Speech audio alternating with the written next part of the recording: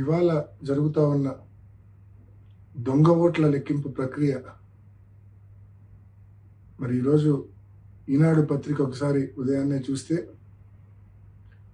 వారు రాసిన titles sub titles ఒకసారి చూస్తే ఉత్కంఠకు పడనున్న తెర అంట, నువ్వా నేనా అంట. లోకేష్ గారి స్టేట్మెంట్, ప్రజాస్వామ్యం నిలబడింది అంట. ఎవరిని నమ్మించడానికి ఈ మాదిరి రాతలు రాస్తా ఉన్నారు? అసలు ఓటింగ్ జరిగింటే కదా అక్కడ మీరు ఈ మాదిరి రాతలు రాయాల్సింది. జరిగిందే దొంగ ఓటింగు, దానికి మళ్ళా ఉత్కంఠ, దానికి మళ్ళా నువ్వా నేనా, దానికి మళ్ళా ప్రజాస్వామ్యం నిలబడింది అంటే మీ ఉద్దేశము దొంగ ఓటింగ్ జరిగిందన్న విషయం పులివెందుల మండల ఓటర్లకో లేక ఎంతో వైఎస్ఆర్ కడప జిల్లాకు సంబంధించిన ప్రజలకో మాత్రమే తెలుసు. రాష్ట్రంలోని మిగతా జిల్లాల వాళ్ళకు తెలియదు కదా. మన ఎల్లో మీడియాను అడ్డం పెట్టుకొని రాష్ట్రమంతా ఏదో నిజంగానే ఓటింగ్ జరిగింది, ఆ ఓటింగ్లో తెలుగుదేశం పార్టీ గెలిచింది అని చెప్పి మభ్యపెట్టచ్చు అని చెప్పి ఈ మాదిరి రాతలు రాయడము ఎంత అనైతికం అని చెప్పి నేను తెలియజేస్తా ఉన్నా. ఇది అనైతికం కాదా?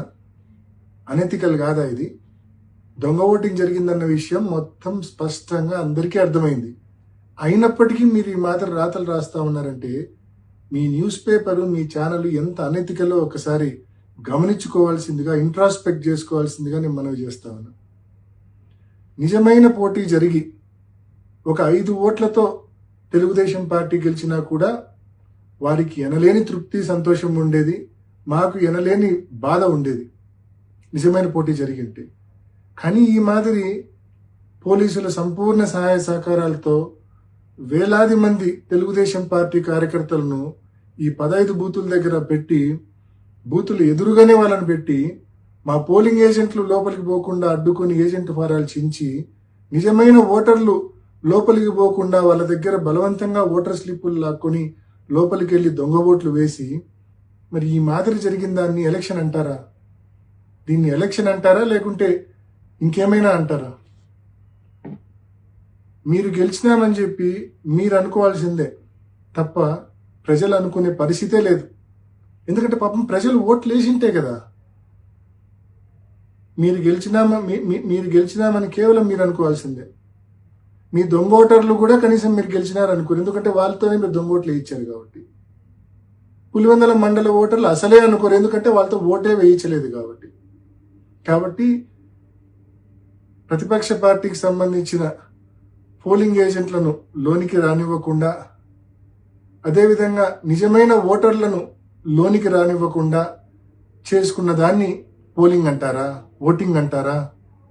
దీన్ని ఎలక్షన్ అంటారా? సో దీన్ని ఎలక్షన్ అంటారా లేదా అనే విషయాన్ని నేను మీ విజ్ఞతకే వదిలేస్తా అన్నా. నిజంగా ఇది అనైతికమైన ఎలక్షను. నిజంగా ఇది ఒక ఫార్స్, అబ్సల్యూట్ ఫార్స్ ఇది ఈ ఎలక్షన్ అనేది. సో నేను వైసీపీ కార్యకర్తలందరినీ నేను మనవి చేస్తా ఉన్నా, ఎవ్వరూ నిరుత్సాహపడాల్సిన అవసరం లేదు, ఎవ్వరూ బాధపడాల్సిన అవసరం లేదు.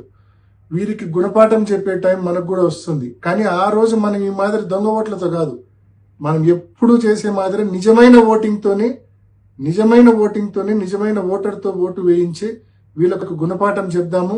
తప్పకుండా ఆ రోజులు దగ్గరలోనే ఉన్నాయి. ఎవ్వరు నిరుత్సాహపడద్దండి, ఎవ్వరు బాధపడద్దండి.